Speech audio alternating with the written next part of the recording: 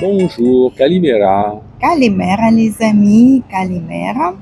Nous sommes deux Français installés en Grèce depuis presque 2 ans. Ouais. Nous vivons près de Thessalonique et nous partageons notre expérience, nos remarques, tout ce qu'on a à dire sur cette chaîne.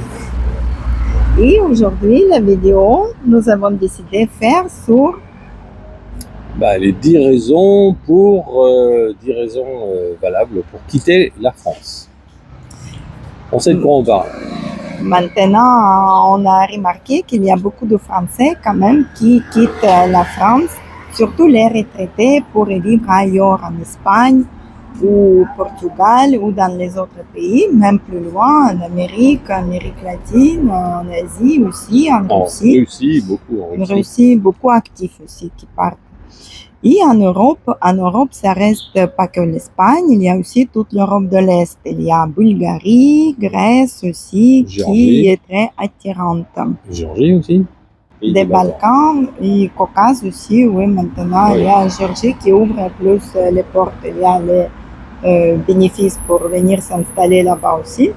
Donc, la vidéo, c'est pas pour les pays où on peut s'installer, la vidéo est pour les raisons pourquoi on peut quitter la France. Bah oui, alors, bon. Premier point, c'est les impôts. Les impôts, taxation, voilà, en France, on est arrivé à un point où on travaille, on paye je ne sais plus combien de pourcentage, donc on fait que payer des impôts et en retour, on a de moins en moins de services. Et ça, c'est quand même pas normal. A priori, d'abord, quand vous travaillez, vous avez un salaire et ce salaire, vous pouvez en profiter. Aujourd'hui, tout prétexte est bon pour mettre des lois. Alors, c'est l'écologie, c'est la dette, c'est tout ça. Enfin bref, les Français savent plus pourquoi ils travaillent pour payer des dettes, pour payer des impôts. Et vraiment, c'est quand même un gros problème. Hein. Je pense la taxation en France, je crois que c'est le pays le plus taxé au monde. Voilà, les impôts, taxes, un peu tout ça. Oui, on a les amis qui sont surrenseignés pour ouvrir par exemple une entreprise. Finalement, tu vas payer 95% à l'État pour toutes les charges, les impôts, tout. Et il te reste que 5%. C'est pas intéressant. Les gens sont découragés pour ouvrir. En plus, nous, on sait qu'est-ce que c'est. On a une entreprise en France. Tu payes. Voilà. Tout le temps. On a voulu se lancer, on a été salarié toute notre vie, mais on a monté le restaurant, on a acheté un restaurant. Et on s'est rendu compte que, en fait, on travaille pour rien, quoi. On travaille des heures, pas possible. On paye 2 fois les impôts sur les bénéfices. 2 fois les impôts sur les bénéfices, c'est pas normal, ça. C'est bourré de lois, de règles européennes, qui viennent alourdir les charges. On peut pas s'en sortir. Qui tue les entrepreneurs. Qui tue les entrepreneurs, en fait. C'est ça, il faudrait au contraire les encourager. Non, on les assomme de charges, de règles. Les pauvres, ils abandonnent, ils mettent la clé sous la porte. Bon, nous, on a vendu à temps. On est parti en 2019. On a vendu. Franchement, on a eu un coup de bol pas possible. On a trouvé un repreneur, il a tout repris. Mais c'est une expérience, en fait, qui nous a quelque peu dégoûté de la France. Parce que là, on dit, mais c'est pas possible. Tu peux rien entreprendre en France. C'est pas possible. Voilà, ça c'était les textes, les lois. Deuxième point, c'est immobilier très cher. Et pas que immobilier même, c'est aussi toutes les taxes qui sont liées à l'immobilier, c'est les taxes foncières, taxes locaux, les taxes sur la résidence secondaire, les taxes, oui, c'est énorme. Le DPE, rien que le DPE, en France, le DPE, c'est un truc hallucinant. Vous êtes obligé de mettre des vitres, machin, tel format, vous avez radiateur, un tel, enfin bref, tout est prétexte. La preuve, c'est même que les gens qui ont des lettres F ne peuvent plus y habiter. Ils vont interdire aux gens, aux propriétaires d'habiter leur résidence parce qu'ils ont peut-être que du simple vitrage. Mais après tout, ça regarde pas l'État. C'est à eux de voir s'ils veulent ou pas, s'ils ont envie d'avoir froid ou pas, puis s'ils ont les moyens. Donc, bon, voilà, c'est des trucs hallucinants, quoi. Quoi d'autre? Les droits de succession. Les droits de succession aussi en France. Ah oui, ça c'est hors de prix maintenant. Oui, c'est énorme. Ça peut aller jusqu'à 45%. Enfin, c'est du bien. Des gens sont obligés d'emprunter pour hériter du bien des parents, quoi. Enfin, c'est quelque chose de... Vos parents ont payé toute leur vie cette maison, ben, ils décèdent, vous en héritez, et ben, il faut encore refaire un prêt, repayer à l'État un droit. En fait, je crois que c'est l'État qui hérite de la maison en clair, c'est ça quoi. Donc beaucoup de gens ne peuvent même pas récupérer l'habitation parce que c'est hors de prix quoi. Donc là aussi, alors franchement, il y a des pays où il y a 0%. Hein. Il y a plein de pays, faut le savoir. Hein. Droit de succession, il y a 0%. Voilà, ça c'est vraiment un côté. Bon, évidemment, on n'y pense pas toujours, mais enfin, l'héritage, ça arrive, il y en a. Et voilà. On pourrait parler aussi des squats. Alors les squats, Oui, c'est vraiment si vous achetez un bien pour le louer, ça peut tourner mal aussi. c'est une plaie en France parce que là, ça se développe. Les migrants. En Espagne aussi, oui. Il y a des associations payées par l'État qui informent les migrants comment s'installer en France. Ils leur donnent les clés, en fait. Ben, ils profitent, par exemple, d'un appartement, ils vont demander à louer, à visiter un appartement, et puis, aussitôt qu'ils ont les clés, c'est bon, ils installent, ils changent la serrure, et c'est fini, les propriétaires ne peuvent plus rien faire. Alors, ça va prendre 1 an, 2 ans pour récupérer l'appartement, et le pire, c'est que ça se développe au Airbnb. Alors, c'est encore plus simple. Les gars, ils ont la clé dans la boîte et tout, ils rentrent, et c'est fini, votre bien, vous l'avez perdu. Bah, nous, on Et on ne peut pas récupérer après, oui. on avait des appartements en France, on a tout vendu. Franchement, moi, je l'ai senti ce truc-là, et j'ai tout vendu avant de partir parce que j'ai dit ça, c'est vraiment une plaie. Et il faut savoir que des associations françaises payées par l'État, comment dire, formatent les migrants avant d'arriver pour leur dire voilà, vous avez cette possibilité en France de faire ci, de vous débrouiller comme ça, et ça marche bien. Donc ça Ouais, vient. même les locataires en France, s'ils ne payent pas, on peut rien faire. Oui, en Finalement. plus, on parlait des problèmes, si le gars dégrade, tout ça, vous pouvez rien faire. En gros, Finalement, en France, c'est mieux être un locataire que propriétaire oui, des biens. bon. Au-delà, et plus les. C'est un mois de charge. Voilà. En plus, si tu ne payes pas, on ne peut pas te virer. Les charges, les taxes, taxes foncières, taxes d'habitation, voilà, ça c'est vraiment une plaie. On a changé la location, le décor un peu. Là, on est à Péréa maintenant. Ce matin, on était à Thessalonique. On attendait, on a eu rendez-vous pour AMCA. On va faire une vidéo après. Ouais. Ce qui concerne les papiers administratifs pour AMCA, la demande d'AMCA, et on était obligé d'arrêter la vidéo. Là, on est chez nous maintenant et on continue sur les raisons pourquoi on doit quitter la France. Les 10 raisons pour quitter la France. Alors, on était au 5e ou 4e, je ne sais plus. On était à l'insécurité. 5e point, oui, l'insécurité. Ben là, l'insécurité, il n'y a qu'à regarder les statistiques. C'est une catastrophe en France. La France est devenue le pays le plus dangereux d'Europe. Je crois que sur les 20 villes les plus dangereuses, 10 viennent de la France. C'est pas pour dire, je sais plus combien, j'ai vu 200 attaques au couteau par jour. Tout ça, ça se sait. Il y a les réseaux sociaux. Les touristes qui ont peur, qui ont peur et qui racontent tout ça ça circule. Et oui, donc ça baisse, évidemment, ça n'encourage pas les gens à venir en France. D'autant que l'insécurité, elle n'est pas qu'à Paris, Marseille, hein, elle est aussi dans les petites villes. Voilà. Donc l'insécurité. Les petites villes peut-être sont moins concernées, mais les grandes villes, c'est sûr, maintenant, c'est très insécure. En France, il y a les vols, il y a les viols, il y a les agressions. Oui, il y a raquettes, plus en plus. Trafic d'organes, trafic de tout, quoi. On ne sait jamais, les gens sortent. Les jeunes femmes sortent en boîte, savent pas si elles vont se faire piquer, après elles se réveillent. Enfin, c'est vraiment, ils en ont parlé sur CNews, même l'autre jour, c'était un truc, c'est vraiment un problème. Hein. C'est le vol d'organes, parce qu'il y a un trafic d'organes, donc ils vont chercher des gens. Les jeunes plutôt. Oui. Les jeunes, bien sûr, les jeunes, les Uber, même les Uber, les gens ont peur dans les Uber, on ne sait jamais. Bref, c'est horrible ce qui se passe, mais bon, les médias vous disent tous qu'on est dans le plus beau pays du monde, avec les grandes libertés, bon, je sais pas, mais voilà, l'insécurité, ça c'est vraiment un problème. Oui.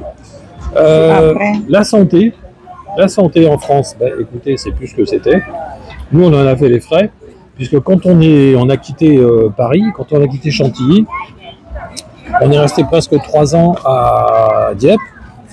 Et donc, à Dieppe, nous sommes restés 3 ans sans médecin, sans ophtalmo, sans dentiste. On était obligé de faire Dieppe-Chantilly pour continuer à avoir des visites médicales. Donc, on passait 5 heures sur la route pour un rendez-vous d'1 quart d'heure. Sinon, il y avait l'hôpital. Voilà, les urgences à l'hôpital pour un truc, vous avez mal à la gorge, tout ça. Et c'est une catastrophe. Il manque, oui, les généralistes, il manque les médecins en France, C'est oui, en une général, surtout dans le nord, oui. Catastrophe en France, mais c'est pas que dans le nord. Enfin, dans le sud, il y a un peu plus quand même. Oui. C'est vraiment un problème, donc nous on l'a vécu. Maintenant, je pense qu'avec les ZFE, toutes ces conneries, là, ça doit être.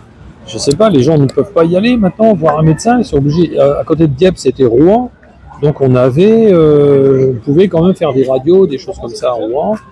Mais non, faut pas rêver. Et puis en plus, je vais vous dire, au niveau de la qualité des médecins, de tout ça, ça a vachement baissé. Nous, je veux pas dire en Grèce, on a des gens hyper diplômés, hyper compétents. Moi, ici, dans une petite ville comme Pereira, il y en a tout, hein. Pneumologue, oncologue, médecin généraliste, dermato, il y a tout les. Et puis on a des rendez-vous tout de suite. Hein. C'est autre chose, hein. Et les gens sont compétents. Voilà. Donc ça en France, je suis désolé, mais on ne sait pas trop qui vous soigne. Il y en a qui sont débordés, ils s'en foutent les urgences. On vous envoie aux urgences. Moi je l'ai vécu, hein, j'ai fait les urgences et il y a quand même. J'ai attendu 12 heures, enfin c'est quand même. Il y en a qui crèvent aux urgences. Voilà, c'est ça la France, hein, faut pas rêver. Donc la santé, franchement, aucun regret. Voilà.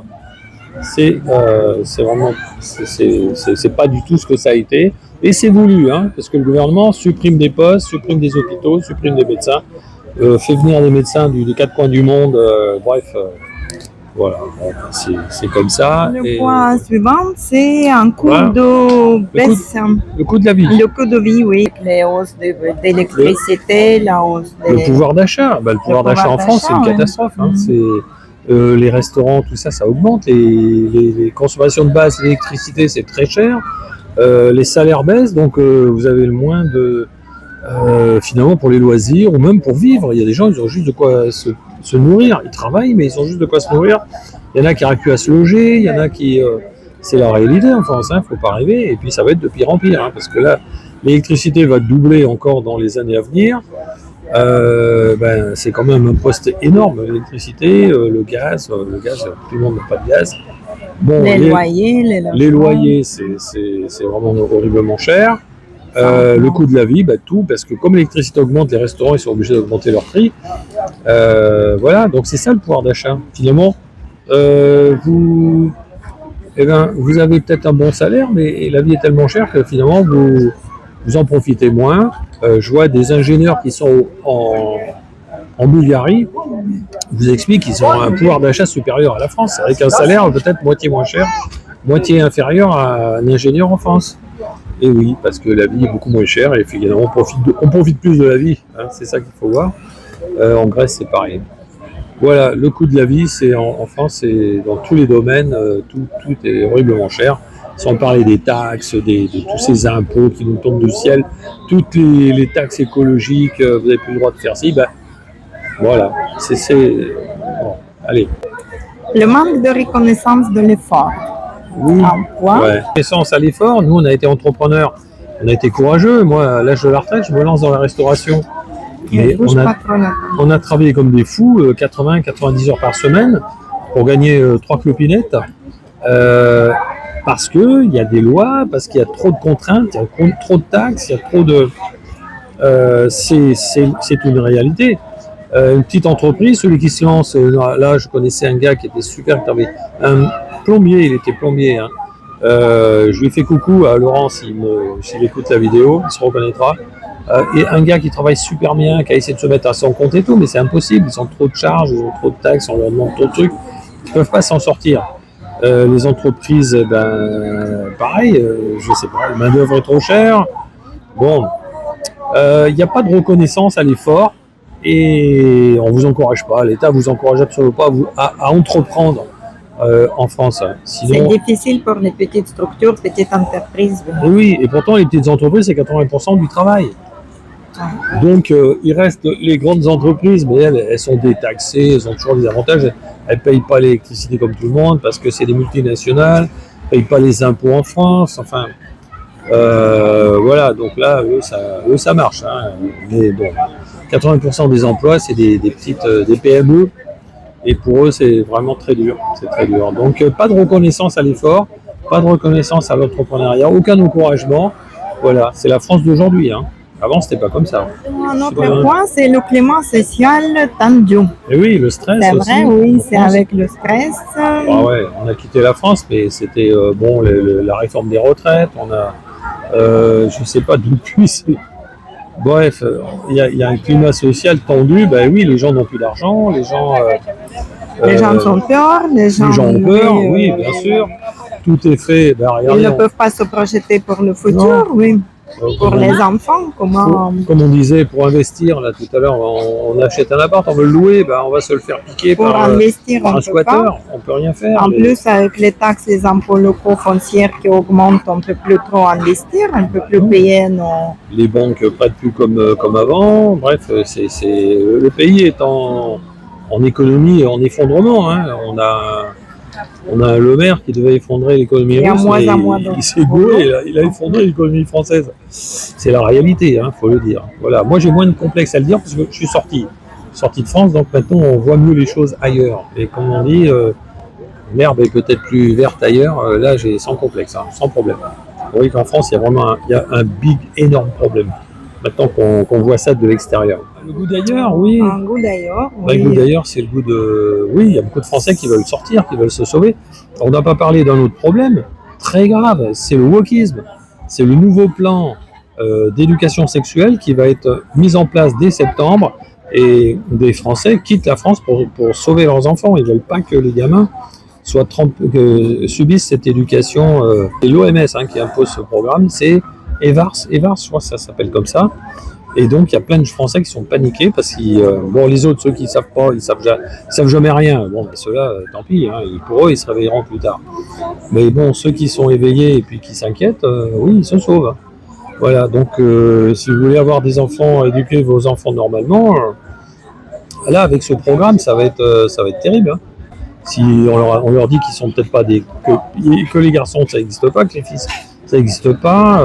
Faut voir regarder sur internet le programme, c'est hallucinant. Et là, c'est obligatoire, ça démarre en septembre. Donc, je sais qu'en Russie, par exemple, il y a beaucoup de Français qui se sauvent qui quittent la France en urgence pour sauver leur famille, les enfants. Il y a regardez sur internet, c'est pas une légende. Oui, donc allez voir ailleurs, pas que pour ça, mais le goût d'ailleurs, oui. On a plaisir à ça encourage les gens de quitter, oui, le pays. Quitter le pays, se remettre en question et puis arrêter de subir, en fait. C'est ça, en fait. On subit en France, on subit, puis je sais pas, les gens ils sont persuadés d'être toujours dans le meilleur pays, alors ça risque pas de changer. Le plus beau pays avec les libertés. Oh, les libertés, quand j'entends ça. Les ZFE, pour moi, il n'y a pas pire aberration que les ZFE. On n'a même plus le droit de se déplacer où on veut dans son pays. Sa voiture, on n'a plus le droit d'acheter la voiture qu'on veut. Mais c'est hallucinant, c'est hallucinant. Et les gens bronchent pas, ça va. Ils sont d'accord. Voilà. Et voilà. Qu'est-ce que c'est quitter son pays? C'est chercher si les verbes sont plus verts ailleurs, c'est ça? Ah oui, c'est ça, oui. Bon, on dit toujours, oui, mais on croit toujours que l'herbe est plus verte ailleurs. Et puis, on nous a dit ça, mais tu pars et puis tu reviendras. Oh là là, mon Dieu, depuis qu'on est parti, et nous, que ce soit en Grèce, pour rien au monde. On voit quand même que le verbe, oui, il est plus vert. L'herbe est vraiment plus verte ici, la liberté, la gentillesse, le stress. Bon, les Grecs sont pas stressés, c'est vrai qu'ils sont hyper zen, ces gens-là. Le coût de la vie, on a fait un bond ici, on a un pouvoir d'achat qui n'a rien à voir. On a acheté quand même 5 appartements. En France, on ne pouvait pas se permettre ça, on les loue. Bref, on a un pouvoir d'achat qui est... L'herbe est plus verte ici, je suis désolé. On vient d'investir en Bulgarie aussi, pareil, la Bulgarie. Pour tout le monde, pour le français moyen, on va lui dire « Ah, mais c'est un pays pauvre ». Mais faut voir là-bas, le pouvoir d'achat est super, enfin les gens sont vachement bien. Et ça n'a rien à voir. Moi, c'est en France qu'on n'est pas bien, hein, c'est clair. Là-bas, il n'y a pas de stress. C'est authentique, comme on l'a souvent dit. C'est ce qu'on recherchait, c'est ce qu'on trouve. Donc oui, l'herbe est plus verte ailleurs. En France, il y a vraiment un gros problème. Et nous, on est parti à temps. Voilà. On a vendu à temps. Et franchement, on ne le regrette pas. Et voilà, on vous donne brut de coffrage nos sentiments. Et puis, voilà, on a encore un pied-à-terre à côté de Monaco, là. Donc celui-là, on le garde quand même, parce que c'est un mois par an. Puis s'il y a besoin d'acheter des trucs en France, éventuellement, on se le garde, je sais pas combien de temps. Mais vraiment, ouais, vraiment, notre réflexion, notre conclusion, l'herbe est plus verte ailleurs. Voilà. Voilà, parce que chacun cherche un peu plus de souffle et ouais. Et c'est un sentiment partagé avec les Français qu'on rencontre partout, en Bulgarie, en Grèce, ceux qui se sont installés. Il n'y a rien au monde, ils ne veulent pas revenir en France, ça c'est clair. Voilà. Et au fond, chacun mérite de vivre là où il se sent plus libre. Exactement. Et mieux. La liberté, le pouvoir d'achat, voilà, c'est les principaux critères et le stress. La sécurité ici, ça n'existe pas, c'est hyper sécure, et je l'ai dit. Hein. Voilà, Irina. Voilà, les amis, ce qu'on voulait vous dire, oui. Voilà. N'oubliez pas de mettre un like, les commentaires, ce que vous pensez, si vous envisagez quitter la France aussi ou pas, ou vous vous sentez mieux, vous êtes d'accord ou pas d'accord avec nous, ouais. Et partagez la vidéo et voilà. Abonnez-vous à la chaîne. Eh bien, tout est dit. À très bientôt les amis, bye bye. Bye bye, bye bye.